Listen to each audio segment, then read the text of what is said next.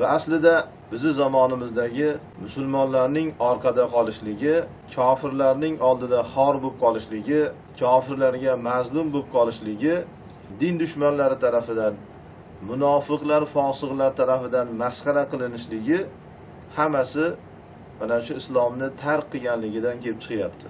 Agar islom ahli o'zini dinini mahkam ushlagan deydi, kitob va sunnatni mahkam tutgan deydi, hech qachon xor bo'lmas edi, hech kim xorlay olmas edi.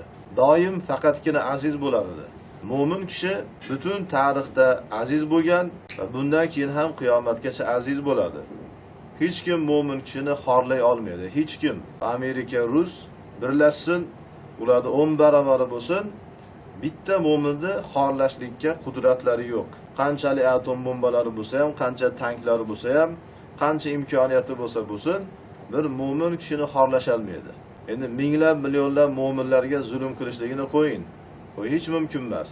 Lekin islom ahli o'zini dinini tark qilsa, Robbisini norozi qilgandan keyin albatta Allohning g'azabi va azobiga mubtalo bo'ladilar.